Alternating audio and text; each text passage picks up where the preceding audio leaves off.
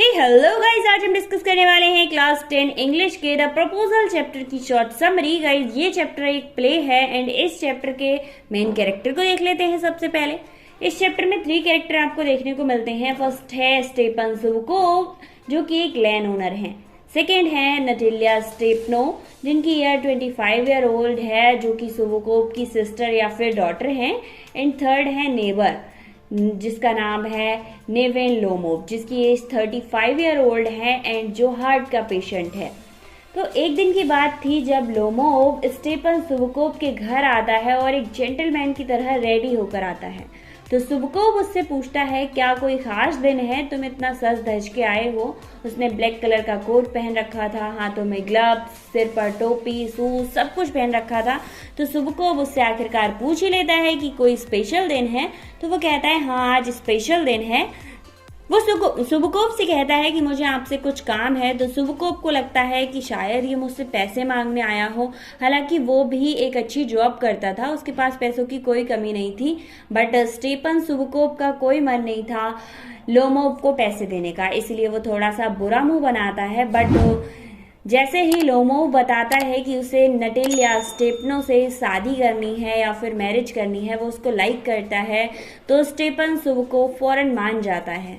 तभी लोमोव के मन में 100 सवाल चल रहे थे कि नटेलिया मानेगी क्या, मेरी एज ज़्यादा है, मैं हार्ट का पेशेंट हूँ, ये बात भी मैंने उसको नहीं बताई है, क्या पता वो मुझे लाइक करती है या नहीं करती है।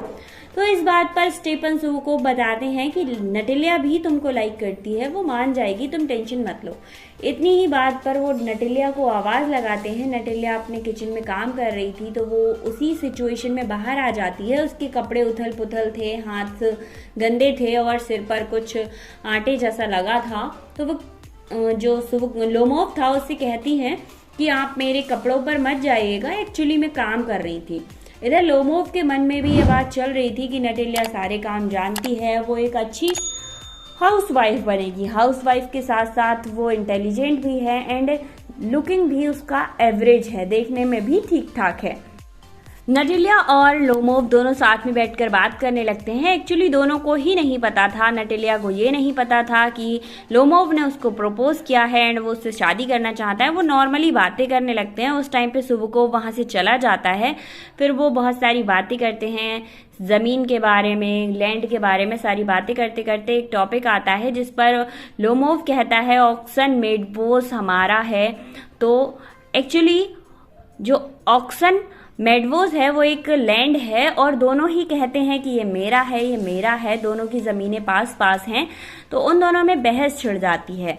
लोमोव कहता है कि मेरी दादी की आंटी ने ऑक्सन मेडवोस को तुम्हारे दादा वादा को गिफ्ट किया था। बट नटेलिया कहती है कि नहीं, ये हमारे पास पहले से ही था। इस टॉपिक पर बहुत ज़्यादा बहस होती है और नटेलिया उस पर बहुत ज़्यादा फाइट करती रहती है। फाइट करते करते जो लोमोव होता है वो नटेलिया को एक्सप्लेन भी करता है कि किसने किसको कैसे दिया था, बट नटेलिया को समझने को तैयार नहीं थी। इसी बीच उसके फादर सुवकोव आ जाते हैं, जिनको ये सारी बातें और ज़्यादा डिटेल में पता थी। वो और ज़्यादा एक्सप्लेन करते हैं, फाइट और ज़्यादा बढ़ जाती है। फाइट इतनी ज़्यादा बढ़ जाती है कि नटेलिया और सुवकोव लोमोव को घर से बाहर निकाल देते हैं। जब घर से बाहर निकाल रहे थे तो सुवकोव जो लोमोव से कहते हैं कि तुम कौन होते हो मेरी बेटी का हाथ मांगने वाले। जैसे ही नटेलिया इस बात को सुनती है, वो अंदर जाके अपने फादर से कहती है कि अब आप इसको मना के लेके आइए, मुझे नहीं, कुछ भी कीजिए, आप इसको मना के अंदर लेके जाइए और मुझे इससे शादी वादी करनी है, क्योंकि वो लाइक तो पहले से ही करती थी। अब फादर कहता है ये कैसी बेटी है जो पहले तो मुझे लड़वाती है, फिर मुझे अब फिर से भेज रही है कि उसे वापस लेकर आओ।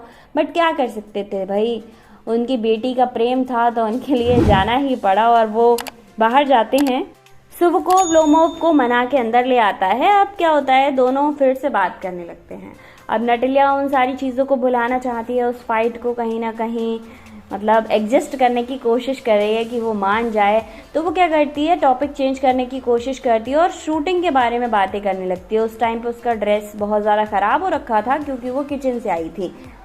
अब नटेलिया शूटिंग की बात करते करते फिर से एक टॉपिक ले आती है जिसमें फिर से लड़ाई वाली बातें होने लगती हैं।